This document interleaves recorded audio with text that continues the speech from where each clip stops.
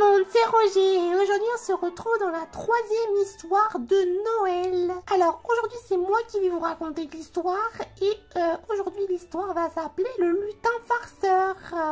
C'est parti.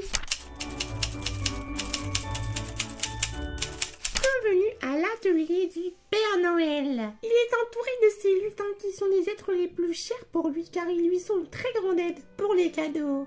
C'est alors que voici Lucie et Jean-Paul. Seulement voilà, un lutin était un petit peu différent des autres. Il s'appelait le lutin farceur. Lui n'aidait pas le Père Noël, mais lui volait ses jouets. Il profitait à chaque fois de l'absence du Père Noël pour voler tout ce qu'il pouvait. Et il gardait tout ça chez lui en secret.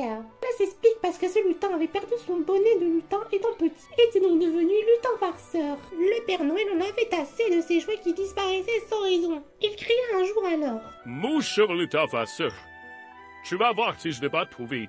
Tu vas me rendre mes jouets que tu m'as volés. Il décida donc de partir avec ses lutins à la recherche du lutin farceur qui volait ses jouets depuis des années maintenant. Ils cherchèrent pendant des jours et des jours, mais ils ne trouvèrent rien. Ils n'étaient pas au bon endroit pour trouver le lutin farceur, qui lui était de l'autre côté du monde du Père Noël.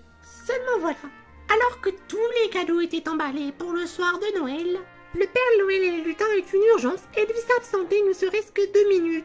Seulement le lutin farceur qui n'était jamais très loin en a profité pour voler tous les cadeaux pour lui. Tout était alors à lui, tout ce qu'il avait désiré. En rentrant, le Père Noël découvrit tous les cadeaux disparus. Il hurla alors. Ce n'est pas possible. Il nous a pris tous les cadeaux. Ah, mais comment nous faire pour tous les enfants? C'est impossible. On doit le retrouver. Vite! Il décida donc d'aller chercher le lutin farceur là où il n'avait pas encore été cherché. Il finit enfin par trouver le lutin farceur. Le lutin farceur, pris de peur, dit alors. Pitié, Père Noël, laissez-moi. Je veux bien vous rendre tous les cadeaux, arrêtez de voler les jouets tous les jours. S'il vous plaît. Le Père Noël accepta les excuses du lutin.